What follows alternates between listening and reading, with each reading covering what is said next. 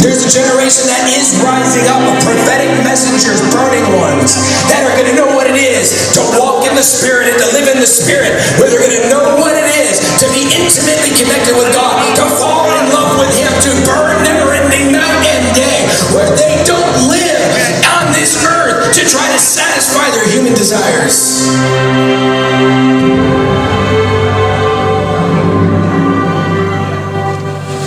I've heard this somewhere before.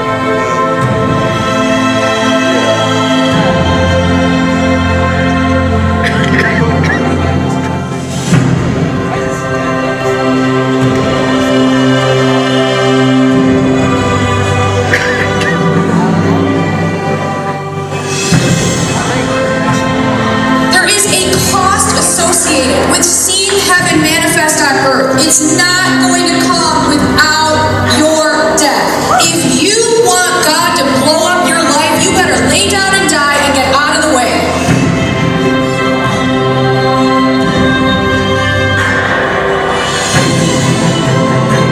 Being in the Spirit on the Lord's Day is an otherworldly experience of dying to ourselves and crucifying our flesh and taking up our cross and refusing to be entertained and mesmerized and hypnotized by the things that the spirit of the age is presenting to the people that are all around us. It's time for God to raise up a people that will say, you know what, I was born for more than this.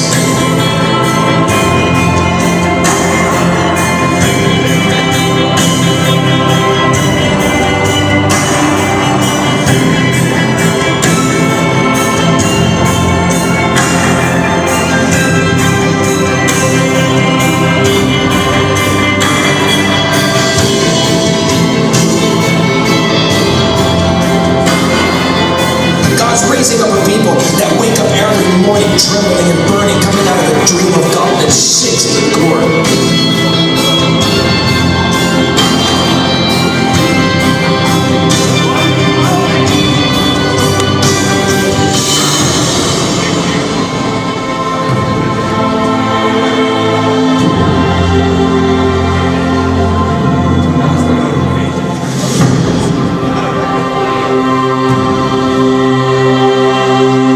What is it the Lord is asking me to place on the altar so that He can consume? See, we want the fire and the promises to be manifest in our life without the cost of walking it out. Many have said yes, few have actually done it. But